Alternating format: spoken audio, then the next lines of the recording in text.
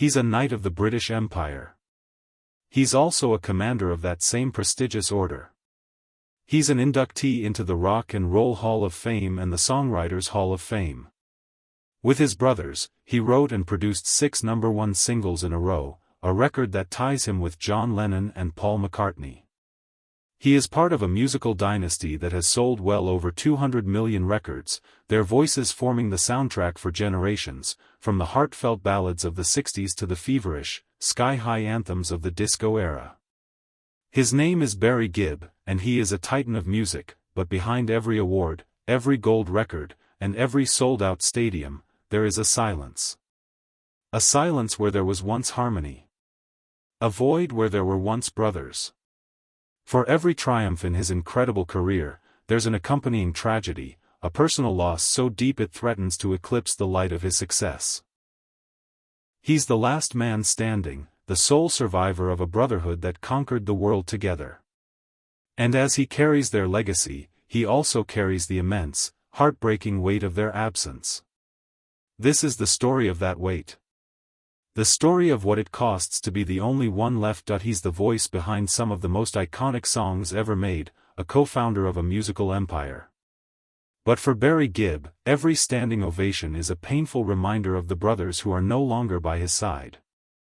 He is the last BG, and this is the heartbreaking story of what it costs to be the only one left to carry a legacy that was never meant to be his alone. The story of the Bee Gees is, first and foremost, a family story. It didn't start under glittering stage lights, but in the humble post-war world of the Isle of Man, where Barry Allen Crompton Gibb was born on September 1, 1946. He was the second child of Hugh, a drummer, and Barbara, a singer. In the Gibb household, music wasn't just a job. It was the air they breathed. Soon after, the twins Robin and Maurice were born, and later, the youngest, Andy, the family moved from the Isle of Man to Manchester, and then, in 1958, made the trip to Australia, looking for a better life. It was there, in the suburbs of Brisbane, that a global phenomenon was born. The 3 older brothers, Barry, Robin, and Maurice, started harmonizing. Inspired by rock and roll and groups like the Mills Brothers, they created a sound that was all their own. They played at local tracks, on TV shows, and in resorts, perfecting their craft. Barry, the oldest, began to emerge as the songwriter, penning their first single, The Battle of the Blue and the Grey. They called themselves the Bee Gees, for the brothers Gibb. By 1967, hungry for more, they returned to an England that was ready for them. London was swinging, and they were quickly signed by the visionary manager Robert Stigwood, who also handled the band Cream. Almost immediately, the hits started pouring out. New York Mining Disaster 1941 was their haunting debut, a song they famously wrote in a dark staircase during a power outage. It was followed by a wave of timeless classics, the soulful plea of To Love Somebody, the global chart topper Massachusetts, and the gut-wrenching I've Gotta Get a Message to You. Their sound was undeniable. It was Barry's clear, powerful lead, Robin's distinctive vibrato, and Maurice's incredible talent for the third harmony that made their sound complete, a perfect blend that felt both epic and personal. They were handsome, impossibly talented, and wrote all their own material, which set them apart. Success was huge and fast. Maurice would later remember owning 6 Rolls-Royces before he was even 21, a symbol of their dizzying rise, but the pressure of fame started to show. By 1969, the brothers, barely out of their teens, had already split up.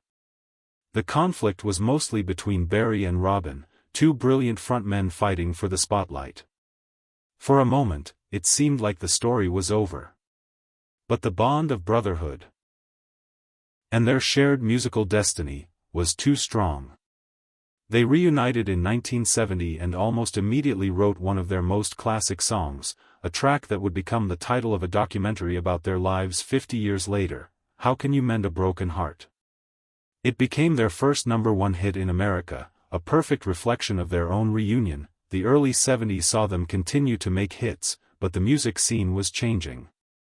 By the middle of the decade, their style of pop ballads had gone out of fashion. They were playing to smaller crowds, their glory days seemingly behind them. On the advice of Eric Clapton, they moved to Miami to reinvent themselves.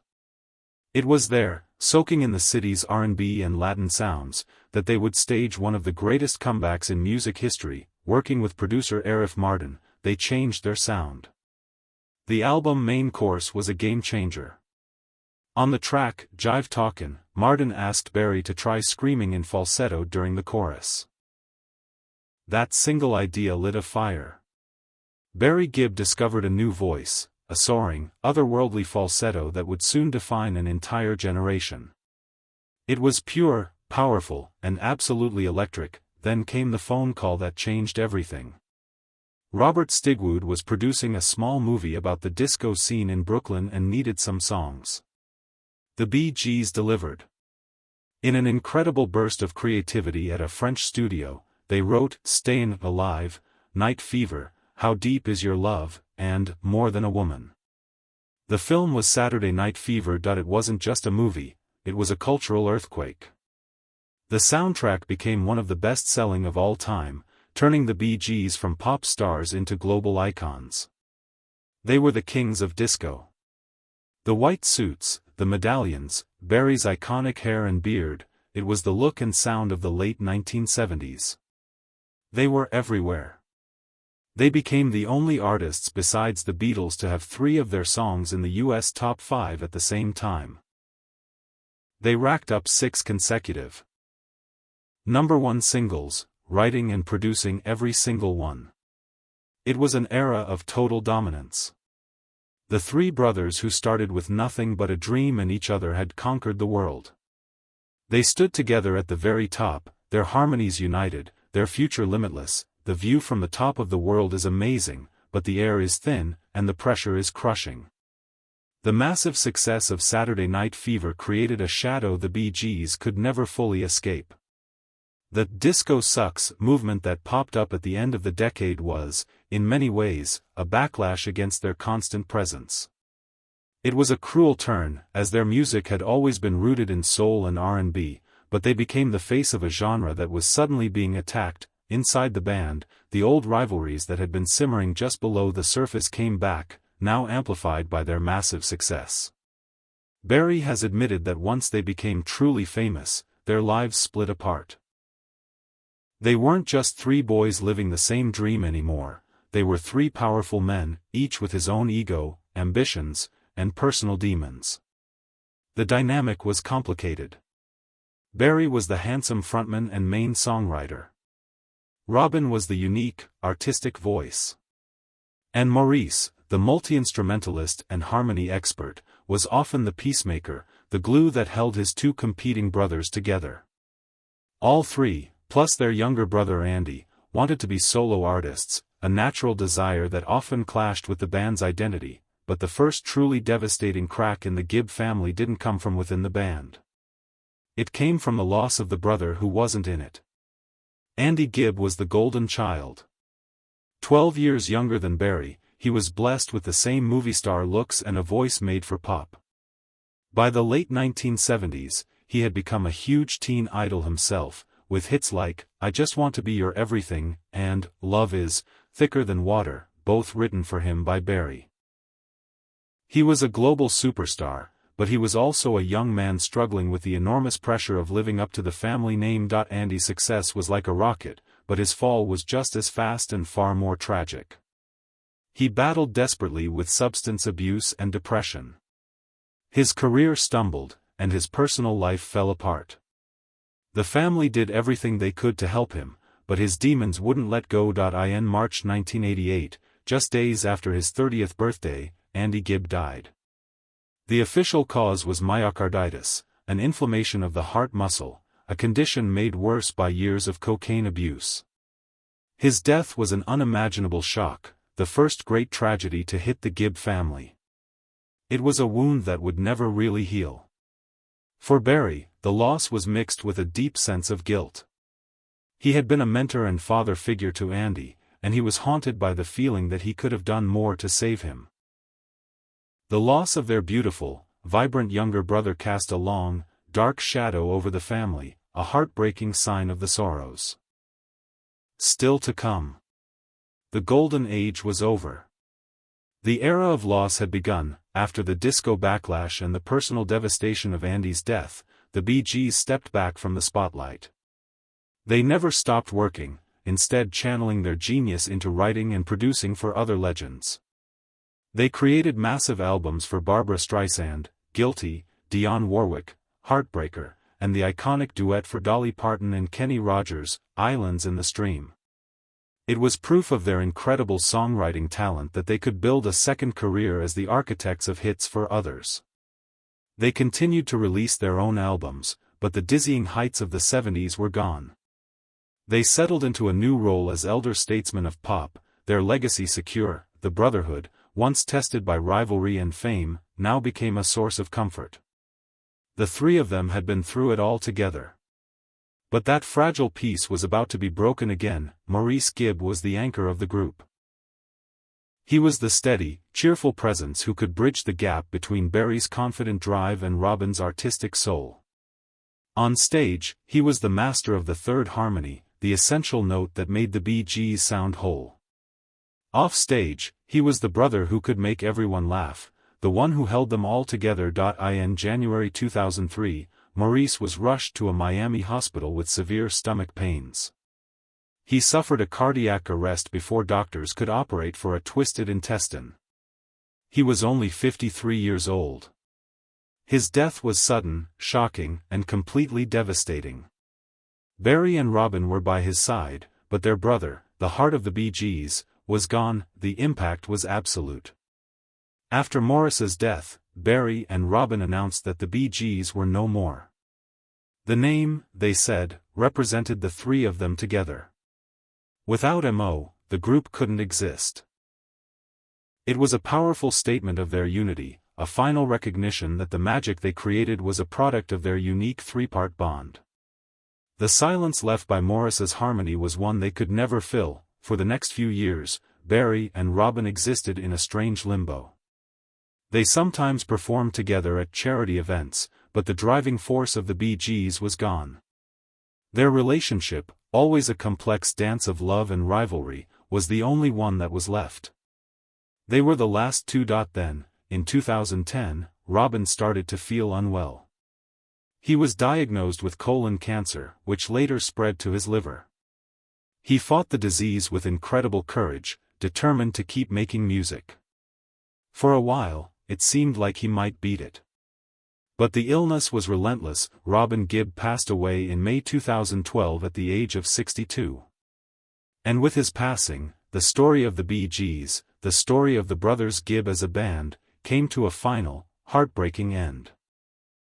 Barry Gibb, the big brother, the frontman, the chief songwriter, was now alone.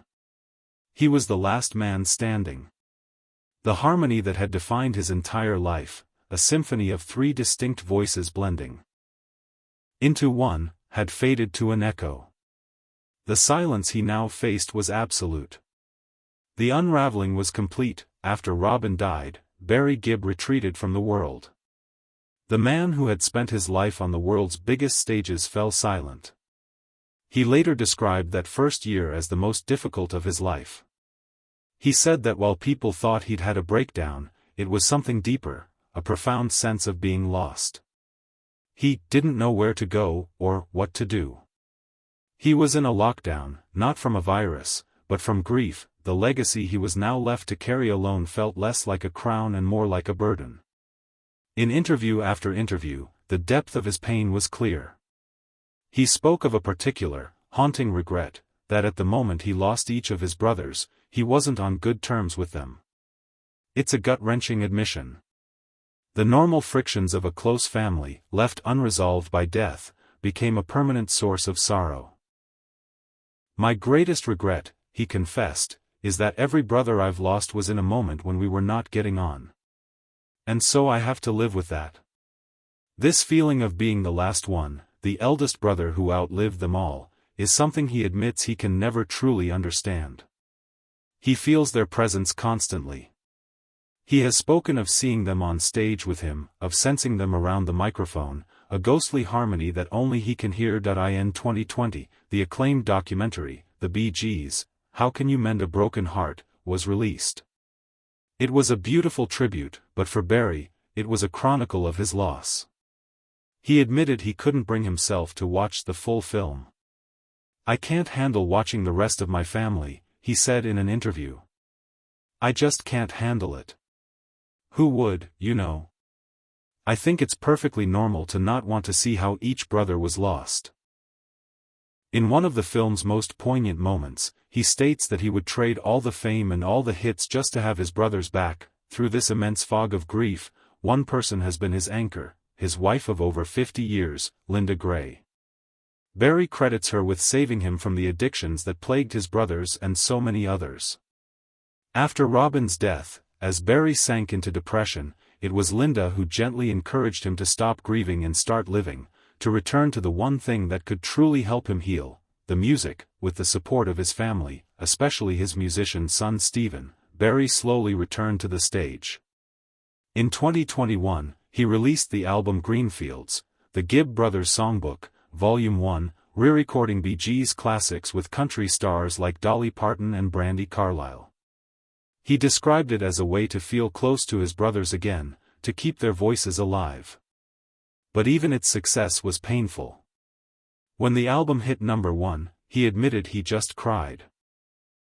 He now sits on a lonely throne, the sole keeper of a vast musical empire. He is the guardian of the flame, the one who tells their story, the one who sings their songs. Every performance is both a celebration of their shared life and a stark reminder that he is the only one left to give it. The legacy of the Bee Gees is immortal. It's written in the grooves of hundreds of millions of records sold. It echoes in the countless awards and the cultural moments they defined. From the tender ballads of the 60s to the era-defining pulse of their 70s dance anthems, their music is woven into the fabric of our lives. They were, and are, a phenomenon, but for Barry Gibb, that legacy is deeply personal. It's the sound of his own voice, tangled up with the voices of the brothers he grew up with, fought with, and loved completely. He once said that only the three of them ever really knew what they felt about each other. It was a sacred bond that made them one person when they sang. Now, he is the only one left from that sacred space. His life is a story of almost unimaginable highs and equally unimaginable lows. It's a profound look at what fame can give and what it can take away. But more than anything, it's a story of brotherhood, a bond so powerful that even in death, it refuses to be broken. Barry Gibb may be the last man standing, but he doesn't stand alone. He stands with the memories, the music, and the enduring spirits of Maurice, Robin, and Andy. He is the guardian of the harmony, forever singing for 4. What is the one Bee Gees song that has touched your life the most? Let us know in the comments.